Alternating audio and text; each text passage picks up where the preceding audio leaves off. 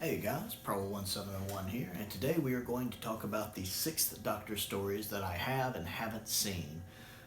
Starting with season 22, we have Attack of the Cybermen, which I have not actually seen, but is very much on my list of stories I want to see. I know it's very notorious for its level of violence, and it'd be good to see Lytton back again from Resurrection. Um, so this one's been on my list of ones I want to see, and one of the reasons I'm looking forward to the season 22 box set eventually getting announced and released. Next is Vengeance on Varos, or Varos, I forget. I really like this one. This one's actually my favorite Colin Baker story from the TV show. It's really, really good. I like how it predicts basically that kind of reality TV with audience interaction. That's really neat. The little bird thing with Perry's a little weird, but other than that, it's a standout story. I really, really enjoyed it, and I wouldn't mind watching it. I don't have it on DVD. I saw it when a friend of mine was letting me watch it on his BritBox channel one time, so I actually do want to watch that one again. I really, really enjoy it.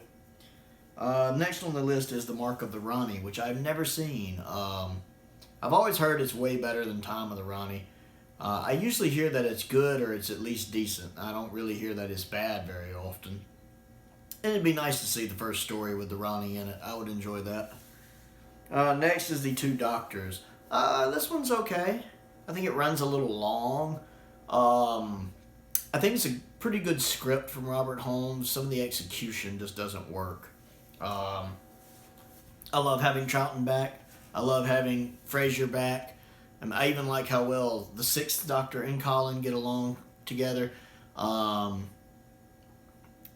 wish they had done something to make Troughton look a little younger, like at least dyed his hair black or something. If he would have let him, I don't know.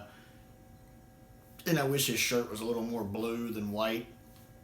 Somebody's actually gone back on a YouTube video and color corrected it where it has that scene at the beginning with him and Jamie in it, in the TARDIS, where they actually color correct it. They make the TARDIS lighter like it's supposed to be, his hair black and his shirt blue. And now that I've seen that, I'm never going to be able to just settle for the regular version again. So just some of the things in here, like the creature that keeps trying to want to cook and eat Jamie. I find him a little over the top and a little bothersome. And again, that's probably less the actor and more the directing. I like The Two Doctors, but it is my least favorite multi-doctor story. Time Lash, I've actually never seen. I do want to see this one, though, just because I want to see if it's as bad as his reputation holds it to be. And I think this is the one where supposedly the Doctor's on a planet that him and Joe visited once before in an adventure we never actually got to see. It mentions that, so I'm kind of curious to see for that aspect, because I love the Pertwee era, so kind of see that referenced and stuff. That'll be cool. So yeah, I do want to see this one. Some of the makeup I've seen in pictures, especially for that one creature that's like half human and half not, looks like some pretty impressive makeup. So yeah, I do want to see that one just to see if I think it's underrated or if I think it's as bad as everybody says it is.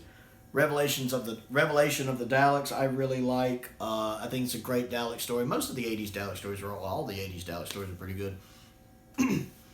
I enjoyed this one. I haven't watched it in several years. I think the last time I watched this back when Classic Who was still on Netflix, so it's been a while. And I haven't seen the special edition with the enhanced effects. I've seen some comparison videos on YouTube that have compared them, but I've never just watched it all the way through with the new effects. I've only seen it with the original effects.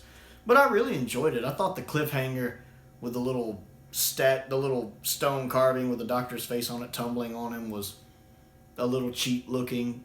But other than that, it's a really solid story. I really enjoyed it. Moving on to season 23, I have seen all of season 23. I have the box set, but even before I got the box set, I had seen all of season 23 before. I really liked The Mysterious Planet. I did a review on that just not too long ago, and it's another underrated Robert Holmes script. The execution might hold it back a little, but it's still not bad. The script is very sound. The music in it is very good. I really, really like the music in that episode. I know I mentioned that in my review, how much I really enjoyed the music in that episode. And the trial scenes aren't as bothersome in that episode. They don't really take me out of the moment like they do in some of the other stories. So I like The Mysterious Planet. Very underrated. Then we have Mind Warped, whichever it is. This is my least favorite of the season, Perry's final story. I like the fact it has Brian Blessed in it. I love me some Brian Blessed. He's awesome. But just overall, that's the one I go back and revisit the least. Even though it does have Syl in it. And aside from Syl with his la la la la la la thing, which I find very grating, I do like Syl as a character. He's one of those characters you love to loathe, you know? So I do think he's a pretty well developed character, especially for the era. So, yeah. Terror of the Vervoids I actually really like. I do find the scenes when it cuts back to the courtroom very jarring, and they keep pulling me out of the story. It's one of the reasons I love the trial-less version that's on the box set, where it's just the story with all the trial scenes cut out. That's the best way to watch it, honestly.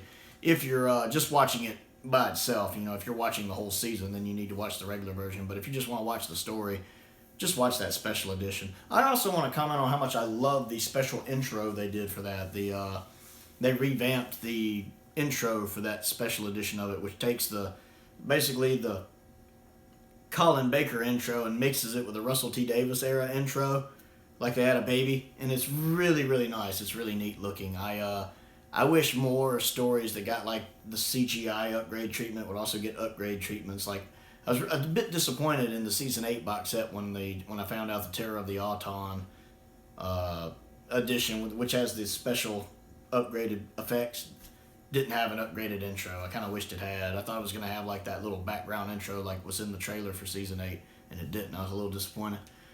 But yeah, I want everyone from now on to kind of have that remixed intro, just to be different. Because I really like that season. I really like that trial-less version of Terror of the Vervoids intro. I think it looks really good. I really liked it. Plus, I just like the story. It's my favorite of season 23. Aside from the little Vervoids face mask looking unfortunately bad, it's one of those things that once you see it, you just kind of can't unsee it. The way that their face masks are done is very unfortunate. But the story is good. I like a lot of the guest actors, and it's fun watching some of the guest actors get what's coming to them, because some of them are pretty bad. A couple of them died dumb deaths, like the female scientist running everything. She kind of just walks into her own death, and I'm screaming at the screen going, no, don't do that. And I like the actress. I know she's a famous British actress, played Miss Galore, I believe, in the James Bond, was it Goldfinger, I believe. And I know she passed away just a couple of years ago.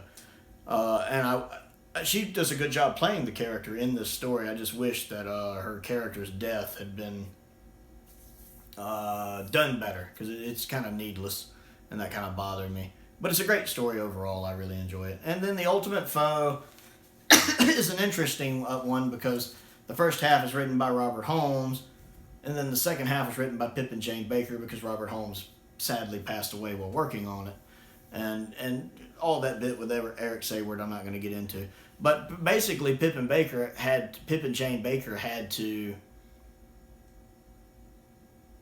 write the episode without knowing anything about the episode. They had to just pretty much do it from scratch on the fly. So while I think episode 2 is definitely not as good as episode 1 of The Ultimate Foe, I think they did a pretty good job considering the time constraints and all the other restrictions they were under. I think they pulled it off pretty well. It has the nice happy ending that I liked. I wouldn't have wanted the original ending with the Doctor and the Valiard just tumbling into darkness. I think it would have given, much like JNT, I think it would have given the higher-ups exactly the excuse they needed to cancel the show. So I'm glad that they changed it to the kind of happier ending. So we at least got 3 more seasons of Classic Who before it was canceled. And we got Sylvester, which is great. So I like The Ultimate Foe. It's not perfect. It has its flaws. But it's still enjoyable. So that's what I think of the Colin Baker era. I did forget the Twin Dilemma, didn't I? Let's talk about the Twin Dilemma. It's awful. It's terrible. It deserves its very bad reputation. That being said, as I mentioned in my video, Top 5 Stories I Need to Rewatch, it's one of the stories I need to rewatch. I do own the Twin Dilemma, and I am going to rewatch it eventually. I'll get there. But it's pretty bad. So, that's the Colin Baker era. Comment down below and let me know what you think of the Colin Baker era and the stories you like, the stories you don't like, the stories you think are overrated, underrated, etc., etc., etc. I always enjoy hearing you guys and getting feedback from you guys. Other things to do, click the like button, click the subscribe button, click that bell for notifications. I've started a Patreon page. If you would like to contribute to that, you can find a link to that down below. But most importantly, stay safe out there, and thank you for watching.